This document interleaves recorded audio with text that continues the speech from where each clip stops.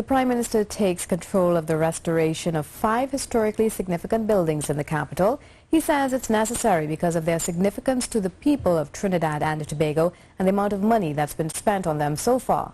This morning, our C-News team of Soyini and Shaka Telesford toured those 5 buildings and spoke to the principals involved about the government's plan to restore them.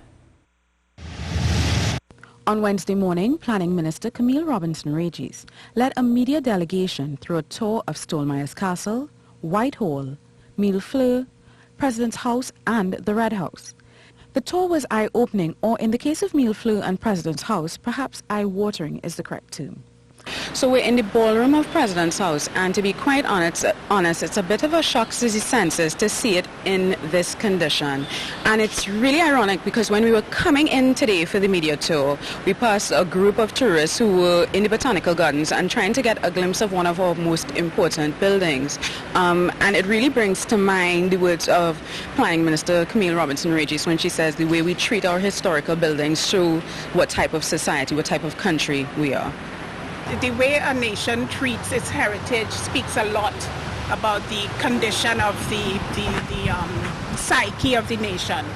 And it cannot be that we allow these buildings, which mean so much to us. They have a history. All of them have a very important history in our development. And we must assure that they are maintained and that they are restored. Of the 5 buildings on the tour, Stolmeyer's is the closest to completion with 15% of the works remaining. Whitehall isn't that far behind, but the roof which caused then Prime Minister Patrick Manning to move out in 2007 to the office of the Prime Minister's current location on St. Clair Avenue is still to be repaired. The discovery of the bones of our first people slowed down the restoration of the Red House, but that project will continue with some adjustment to the original scope of work. President's House and Millefleur's are the 2 buildings that are in the most serious state of disrepair, and the prognosis for Millefleur's is very grim.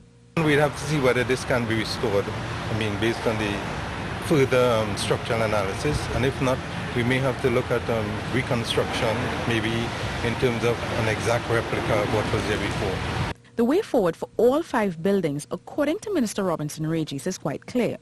The Prime Minister's Restoration Committee will meet on March 1st, and among the items to be discussed are the end uses for each building. We do have the drawings. Work could start once we get the green light from the Cabinet. As the Minister said, all 6 projects are priority projects.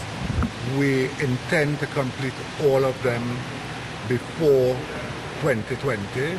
We intend to complete the works within this administration's current term of office. Minister Robinson-Regis says they may take a decision to run the restoration of the building simultaneously.